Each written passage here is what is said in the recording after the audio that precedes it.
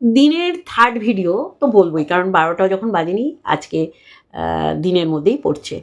কিন্তু সবচেয়ে মানে যেটা আমার খুব বলা মানে উচিত ছিল, অ্যাকচুয়ালি আমি খবরটা অনেক দেরি করে পেয়েছি, সেটা হচ্ছে আমাদের এক কাছের ভালোবাসার এক ভিউয়ার্স, সবাই চেনেন না এমন না, দেবারতী ব্যানার্জি। তার বাবা কিছুদিন আগে ভালো রকম অসুস্থ হয়ে নার্সিংহোমে ভর্তি ছিল। নিউমোনিয়া হয়েছিল, তারপরে তো ট্রিটমেন্ট হয়েছে, বাড়িতে ছেড়েছিল। কিন্তু আজকে জানতে পারলাম যে দেবরতীর বাবা প্রয়াত হয়েছেন। তার আত্মার প্রতি আমি সত্যি করেই শান্তি কামনা করছি, যেখানেই উনি থাকুক ভালো থাকুন। খুব খারাপ লাগছে এই কারণেই, বয়স হলে মানুষকে চলে যেতেই হবে। বার্ধক্যজনিত রোগে সত্যি করে জবুথবু হয়ে থাকার থেকে, সত্যি করেই মানে কষ্ট পাওয়ার থেকে মানে মানে কি বলবো, ভগবানের প্রিয় হয়ে মানে গেছেন। আমার কাছে এই কারণেই খারাপ লাগছে, দেবরতী পুরো একা হয়ে গেল। দেবরতীর মা কয়েক বছর আগে মারা গেছে। তারপর দেবরতী এতটা একাকিত্ব বোধ করতো, কারণ মায়ের সাথে দেবরতী ভীষণ টাচি ছিলেন। প্রত্যেকটা ইনস্টাতে মায়ের এখনও সে যেইভাবে পোস্ট করে মানে কান্নায় বুক মানে চোখ ভিজে আসে। তারপর বাবার এরকম চলে যাওয়া, বাবা তার মানে মাথার উপর ছাতা ছিল, কারণ দেবারতী যে প্রফেশনে আছেন সেটা হচ্ছে জ্যোতিষশাস্ত্র, জ্যোতিষবিদ্যা। তার বাবাকে দেখেই সে অনুপ্রাণিত হয়েছিল। তার বাবাও ভালো রকম মানে যেটাকে বলা হয় ভবিষ্যৎ বক্তা, মানে হাত দেখে সে বলে দিতে পারত। তার থেকে অনুপ্রাণিত হয়ে দেবারতীও এই পথটাই বেছে নিয়েছে। কোনো কঠিন কিছু সিদ্ধান্ত জানানোর আগে বাবার সাথে সে কনসাল্ট করত, যে এইটা এই চলছে, এটা ওই চলছে। বাবা তার মূল্যবান মতামতটা দেবারতীকে দিত, দেবারতী সেটা জানাতো। অনেকেই আছে দেবারতীকে তাদের ডেট অফ বার্থ দিয়ে কি হতে পারে, কবে কি যে কাজটা হবে সেটার প্রতিবন্ধকতা সৃষ্টি করছে কি না, এরকম অনেক কিছু দেবারতী থেকে জেনেছে, অনেক মানুষই জেনেছে, যাদের আর কি আমরা যেটাকে বলা হয় আমরা চেনা জানার মধ্যে এরকম অনেকেই জেনেছে। তা সবাই উপকৃতই হয়েছে। তা আজকে ভীষণভাবে মানে দেবারতীকে বেশ কিছু দিন যাবৎ আমি দেখতে পাচ্ছি না। আমার কমেন্ট বক্সেও আসে, আমার মতো যাদের সে ভালোবাসে সবার কমেন্ট বক্সে সে যায়। কিছু বলার ভাষা নেই, সমব্যথী এটুখানি বলতে পারি। কারণ দেবারতী বিয়ে করেনি, তার কাছে তার মা বাবাই ছিল স্বর্গ। মা চলে গেছেন কয়েক বছর আগে, বাবা গেলেন, মনটা সত্যি ভারাক্রান্ত হয়ে গেল। আমি গত ভিডিওতে বলে উঠতে পারিনি, কারণ আমার কাছে এই খবরটা তখনও এসে পৌঁছায়নি, তার আগেই মারা গেছে। তা এই কারণে পম্পাকে ধন্যবাদ, কারণ পম্পা আমাকে এটা মনে করিয়ে দিয়েছে যে দিদি এরকম খবর। মনটা ভারাক্রান্ত হয়ে গেল, সমব্যথী, মন শক্ত করে এগিয়ে যেতে হবে। এবং ভীষণভাবেই দেবারতী এই মুহূর্তে একাকিত্বতে ভুগছে, এটাও জানি। সান্ত্বনা দেওয়ার ভাষা নেই। পুনরায় দেবারতীর বাবা আত্মার প্রতি সশ্রদ্ধ প্রণাম জানাই, তার আত্মার শান্তি কামনা করি, যেখানে আছেন সেখানে ভালো থাকবেন। এইটুখানি বলার। তো চলো মেন কোর্সে যাই। তার আগে বলবো, আমাদের ওয়াইটিতে একজন পুরো পাগল হয়ে গেছে। লাস্ট ভিডিওটা দেখলেই বোঝা যাচ্ছে যে তাকে জোর করে টেনে নিয়ে ক্যামেরার সামনে বসতে হয়েছে, মানে নিজেকে নিজে টেনে নিয়ে বসতে হয়েছে। মানে তার কাছে আর কিচ্ছু বলার নেই, কারণ প্রত্যেকবার মারু ইচ্ছা করে না, মানে এটা স্বয়ং সম্পূর্ণভাবে মানে জুতো ঝেঁটা দিয়ে মারছে। এই কারণে বলছি, এরা ভেবেছিল যে এদের যে গ্রুপটা আছে সাপোর্টিং সিস্টেম, এরা একে নামিয়েছে ময়দানে যেন তেন প্রকারে মারিয়া আর পমপমকে মাটির সাথে ধুলোর আকারে মিশিয়ে দেবে। কিন্তু ভগবান উপরে দেখেন বসে বসে সমস্ত কিছু। আমি যদি কারো খারাপ চিন্তা করি, ভগবান সেই জায়গাটা আমাকে বুঝিয়ে দেবে। বিনা কারণে কারো যদি ক্ষতি সাধন করি, তাহলে ভগবান সেই জায়গাটা আমাকে বুঝিয়ে দেবে। তা সেখান থেকে তো আমাদের টক্সিক নেড়িটা তো বাদ যায় না, সে আজকে বলতে বসে সে পুরনো কাসুন্দি খাটছে। টাকা ধার চেয়েছে, টাকা না ধার দিলেই তো মিটে যেত, তা বলে সে গাড়ির কেনার স্বপ্ন দেখতে পারে না? হ্যাঁ, এখন মানে কোনো ডাউন পেমেন্ট করতেই হচ্ছে না, জিরো ডাউন পেমেন্টে ऐसा বিশাল বড় বড় জিনিস মানুষ কিনে ফেলছে। সেখানে 4 চাকাটা কোনো ব্যাপার না। আমি মনে করি আমাদের মতন যারা নিম্ন মধ্যবিত্ত তাদের কাছে 4 চাকাটা দুঃস্বপ্ন। কেন দুঃস্বপ্ন বলছি বন্ধুরা? 4 চাকা মানুষই কখন কেনে? বিলাসিতা করার জন্যে, যার উপচে পড়ে টাকা। একটা 4 চাকা কেনা মানেই বিশাল আমি বড় লোক, এটা বোঝানো যায় না, সেটাকে মেনটেন করতে হয়। আর যদি তুমি ড্রাইভিং না জানো তাহলে যেখানে তুমি যাবে একটা এজেন্সি থেকে তোমার ড্রাইভার করতে হবে, বুক করতে হবে। আর সারাদিন বলো আর 3 ঘন্টা বলো, 3 ঘন্টা পর তারা একটা চার্জ নেয়। বোঝাতে পারছি? তাহলে আজকে গাড়ি কেনা মানেই আমি বিলাসিতা দেখাচ্ছি এ না, সেটা মেনটেন করতে গিয়ে পিছন হলুদ হয়ে যাবে।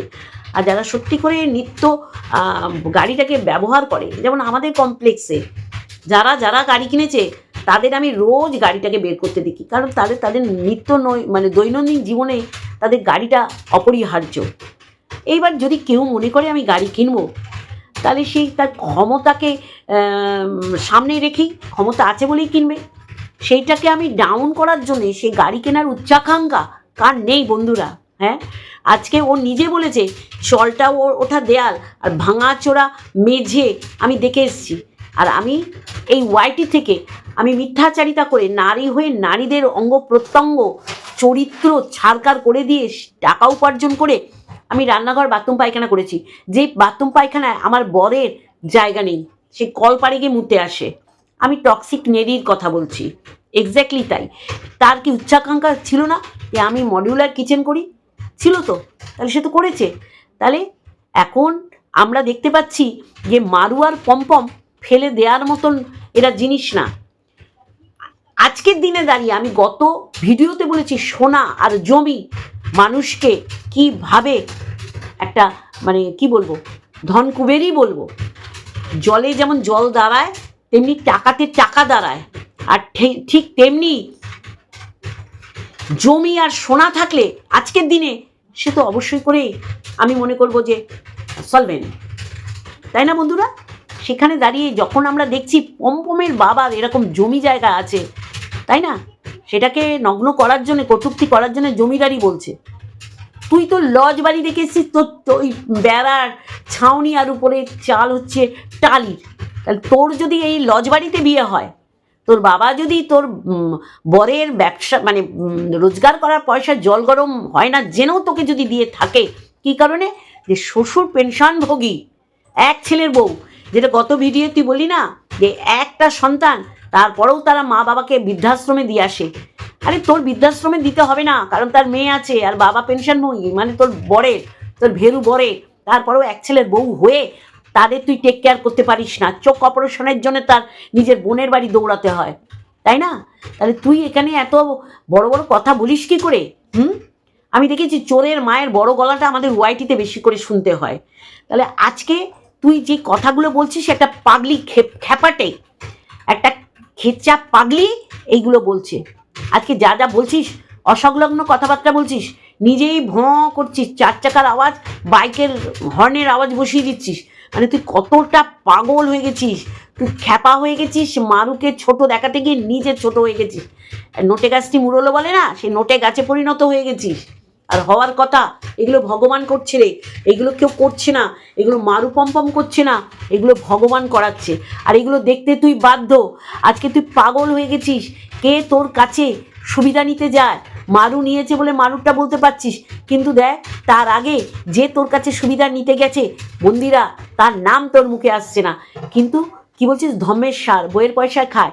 তুই বলেছিস 80% যদি মারু রোজগার করে, 20% পম্পম রোজগার করে, কিন্তু সোমনাথের কোন পার্সেন্ট রোজগার করে সেটা তুই বলতে পারছিস না। আজকে বলছিস আমার কাছে সবাই আসে, যখন কাজ ফুরিয়ে যায় তখন কোনোই দিয়ে মারে। যদি মারিয়া তোকে কোনোই দিয়ে মারে, তাহলে মন্দিরা তোকে কি দিয়ে মেরেছে? মন্দিরার প্রত্যেকটা জিনিসে তোর সাপোর্ট পেয়েছে নোংরা বিষয়টা নিয়ে। তাহলে বল, আমরাও শুনি। তুই বললি সময় মতন বলবি, আমরা না এখন থেকে অধৈর্য হয়ে পড়ছি, কারণ তুই যাদের নাম বলবি তারা তোর ওই কি বলে সাপোর্টিং সিস্টেমের মধ্যে আছে, এর বাইরে কেউ তোর সাহায্য নেবে না। নিলে মন্দিরা, নিলে সোমনাথ, নিলে তোর সাপোর্টিং সিস্টেমের দিদিরা নিয়েছে, আর নিশ্চয়ই কেউ নেয়নি। তাহলে তুই অনায়াসে নাম বলতে পারতিস, তাই না? আমি বললাম তো তুই পাগলে গেছিস। যেইটা তুই মারুর দিকে ছুঁড়ে মারছিস, ভাবছিস বোম, মানে কালীপটকার মতনও আওয়াজ হচ্ছে না, ফাস হয়ে যাচ্ছে। কারণ সবচেয়ে বড় বোম মন্দিরা, যেটা তুই ফাটাতে চাইলেও ফাটাতে পারবি না, কারণ এই মুহূর্তে তোর সাপোর্টিং সিস্টেমরা মারুর এগেনস্টে নামতে বলেছে, মন্দিরার এগেনস্টে না। যার কারণে তুই চেষ্টা করলেও, তোর মনে গুপ্ত ইচ্ছা সুপ্ত অবস্থায় থাকলেও তুই মন্দিরার এগেনস্টে কিছু বোম ফাটাতে পারবি না। কারণ সবচেয়ে বেশি ফেসিলিটি তোর থেকে যদি কেউ নিয়ে থাকে সেটা হচ্ছে MS ফ্যামিলি। বোঝাতে পারছি? তাই তুই পাগলে গেছিস। তুই যেইভাবে বলছিস না, তোকে দেখে করুণা হচ্ছে, বিশ্বাস কর। আর এই যে মুখের উপর ঝেঁটার বাড়ি, হ্যাঁ বন্ধুরা, জমির ওখানে গিয়ে যা কথা বলা সেটা আমরা পরে হয়তো জানতে পারবো। তখন ওই মাছ ধরার জায়গায় মারু যেতে চেয়েছে, পম্পম বলেছে না, যেখানে সেখানে এই মুহূর্তে তোমাকে দেয়া যেতে পারে না। এর থেকে পরিষ্কার ও গর্ভবতী হয়েছে। আর এইটাই ঘটনা, যেটা ও দোলাচলে ছিল, দোদুল্যমান ছিল, এই যে আমাদের হোয়াইটের টক্সিক নেড়িটা। আর যখনই জানতে পেরেছে তখন দেখুন ওর বডি ল্যাঙ্গুয়েজ বলে দিচ্ছে যে ও কীভাবে আচারি বিচারি খাচ্ছে। কারণ সব দিক থেকে মারুকে নাঙ্গা করার চেষ্টা করতে গিয়ে নিজেই সরাসরি একদম উলঙ্গ হয়েছে। যেমন এখন দেখছে জমি, ও বাবা, ওর বাবা তো সবার নামে দিয়ে দেবে। তারপর বাড়ি করা, হ্যাঁ এবার বাড়ি ও আস্তে আস্তে করবে। ও এখন বাড়িতে মনোনিবেশ করবে, ওর ওয়াইটি থেকে মানে উপার্জিত টাকা দিয়ে করবে। ওয়াইটি থেকে যদি মন্দিরা বাড়িঘর করতে পারে, যদি প্রিয়া করতে পারে, যদি মৌও এই যে ফ্ল্যাট দেখে বেড়াচ্ছে যদি করতে পারে, আগডুম বাগডুম অনেকে করতে পারে, প্রিয়া বলে আরেকজন আছে, তারা যদি করতে পারে, তাহলে কেন মারু করতে পারবে না? মারুর তো সবে 20, আস্তে আস্তে ফুল ফুটবে। মারুর তো বাচ্চা বয়স। মারু একতলা কেন, মারুর দোতলাও হাঁকাবে আগামী দিন। আমি সবচেয়ে বড় নামটাই ভুলে গেছি, আমাদের কণিকা আজকে এই রকম হাজব্যান্ডকে সাথে নিয়ে, ভাগ্নিকে সাথে নিয়ে, শ্বশুরবাড়ির সবাইকে নিয়ে, তারপরে ওয়াইটির থেকে উপার্জিত অর্থ দিয়ে সে দোতলা করেছে। এর মতন প্রকৃষ্ট উদাহরণ আমি আর দিতেই পারছি না। সেখানে মারু তো করবেই, মারুর বাচ্চা বয়স, মারু তো করে দেখাবে। মারুর 6 মাসের জায়গায় 1 বছর 6 মাস লাগতেই পারে, কিন্তু মারু করবে। আর এই জিনিসগুলো যখন ও চিন্তা করছে না, তখন ও এই রকম অসংলগ্ন একটা খ্যাপাটে মহিলাতে পরিণত হয়েছে।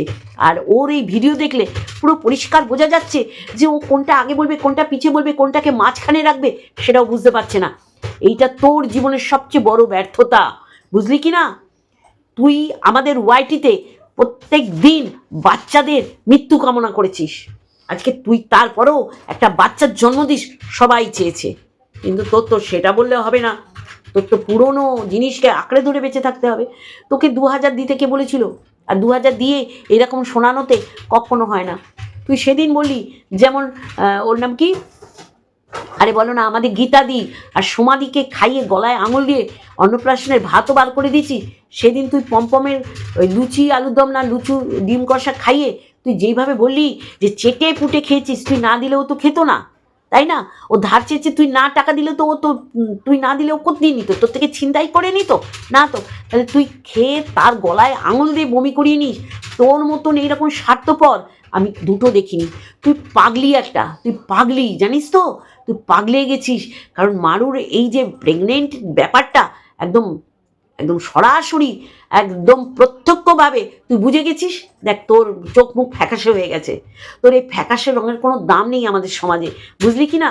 হ্যাঁ, অসভ্য হতচ্ছাড়ি কুলাঙ্গার কুলোটা, একটা টক্সিক নেড়ি। আজকে তুই বলতে চাইছিস যে তোর থেকে সাহায্য নিয়ে তোকে ছেটে ফেলে দিয়েছে। কারা নাম বল, একটু শুনে কানটাকে একটুখানি ঠান্ডা করি। হ্যাঁ, তোর প্রথম নাম নিতে হবে মন্দিরা, যেটা তুই চেষ্টা করলেও নিতে পারবি না, কারণ এরকম নির্দেশে তুই চলছিস। তাহলে তোর অবস্থা তুই নিজে করেছিস, বুঝলি কি না?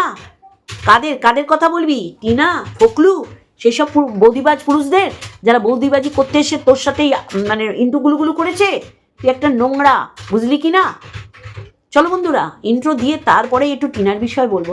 হ্যালো বন্ধুরা, কেমন আছো? আশা করি তোমরা ভালো এবং সুস্থ আছো। আমি বেশ ভালো আছি। দেখো বন্ধুরা, টিনা আজকে একলা আছে কি দোকলা আছে আমাদের দেখার দরকার নেই, কিন্তু আপনারা বিগত দিনের ভিডিওগুলো দেখুন, ও একলা আছি একলা আছি একলা আছি একলা আছি একলা চলো রে, যদি তোর ডাক শুনে কেউ না আসে তারপর দেখলাম ও দোকলা দোকলা দোকলা, সাথে ফোকলা ফোকলা ফোকলা ফোকলা ফোকলা। তাহলে সেই জায়গা দিয়ে কে ওকে বিশ্বাস করে বলুন তো? ও নতুন করে কন্ট্রোভার্সি চাইছে। আজকে দেখুন তো, আজকে নিজের দাদা মেরে পেঁ দিয়ে বিদায় করে দিচ্ছে। মাস্তো তো দাদা ওকে জায়গা দিয়েছে, হ্যাঁ অবশ্যই করে, যেটা অবশ্যই করে বলা উচিত না সেটা আমি বলবো না, কিন্তু ও কন্ট্রোভার্সি ছুটছে বলে সেটা আমার বলতে হবেই।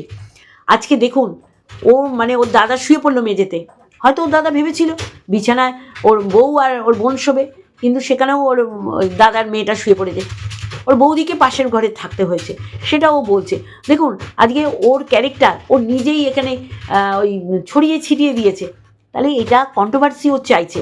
এবার অনেকেই বলছে, অনেকের কমেন্ট, একজনের কমেন্ট বক্সে আমি দেখলাম, সেটা হচ্ছে রুনা, যেখানে অনেকেই সন্দেহ প্রকাশ করছে যে ওটা দাদা কি ঘুমাচ্ছে নাক ডেকে।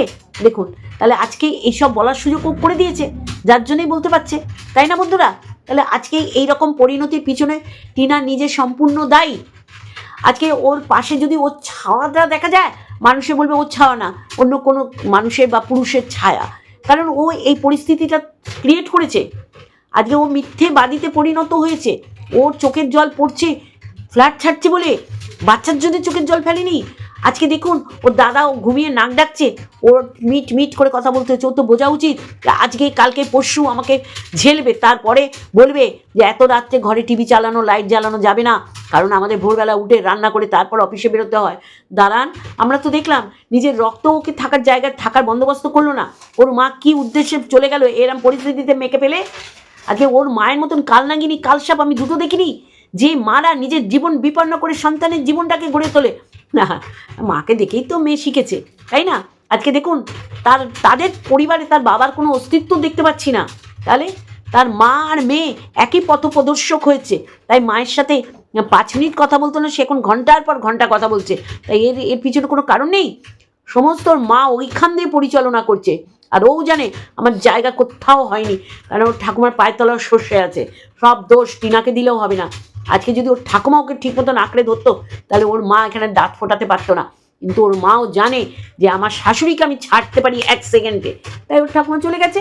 মানে ওর ঠাম্মি এখন ওর আপন বলতে ওর মাস্তুতো দাদা বৌদি, ওর ঘরের জিনিসপত্র ওর মাসি দিয়েছে, এ তো আমরা জানতে পেরেছি। তাহলে আজকে ওর মা ওর জীবনটাকে তৈরি না করে দিয়ে ফুটে গেল। আজকে দাদা বৌদির সংসারে ও একটা বোঝা এসছে, আর দিল্লি মুম্বাই এরকম মানে এক হাত জায়গার মধ্যেও মানুষে খাচ্ছে দাচ্ছে ঘুমাচ্ছে, তারপরে অফিস কাচারি করছে। ওইসব জায়গা পাওয়া থাকার ব্যবস্থা মানে হচ্ছে সোনার খনির সন্ধান পাওয়া, কিন্তু টিনার মতন ননদকে বা টিনার মতন বোনকে এরা রেখে লাভবান হতে পারবে না, এটা পরিষ্কার। এরা মধ্যরাত্রের লাইট জ্বালিয়ে ও মালপো খাচ্ছে, তাহলে ওর লাইফস্টাইল যে কোনো রকম আন্ডার কন্ট্রোল সেটা না, আউট অফ কন্ট্রোল। আর এই আউট অফ কন্ট্রোলের জন্যে ও খুব জোর করে নিজেকে ওই 5 বছর শ্বশুরবাড়িতে রেখেছিল, তারপর ও সব ছেড়ে পুছে দিয়ে মুখ মুছে খাওয়ার পর সেরকম মুছে দিয়ে নিজের জীবন লিড করতে বেরিয়ে এসছে। তারপর তো আপনারা তো ইতিহাসটা জানেন, তাই না? তাই আমি বলছি আজকে ও কন্ট্রোভার্সি ছুটছে, সত্যিই তো ওর দাদা বৌদির সংসারে এসে ওদের দুজন দুদিকে শুচ্ছে শুধুমাত্র ওর কারণে।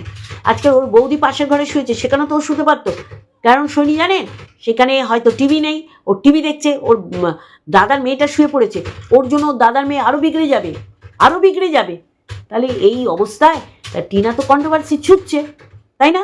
তবে দেখিস বাবা, নাক ডাকার কারণে একজন তার বরকে লাথি মেরে পাশের ঘরে পাঠিয়ে দিয়েছে, তোর বৌদি এরম করে না তো, দেখিস এদের ভিডিও দেখাস না, বুঝেছ? তা চলো আজকে এইটুখানি, আর একটা ভিডিওর সাথে আগামীকাল দেখাবে। Love you all.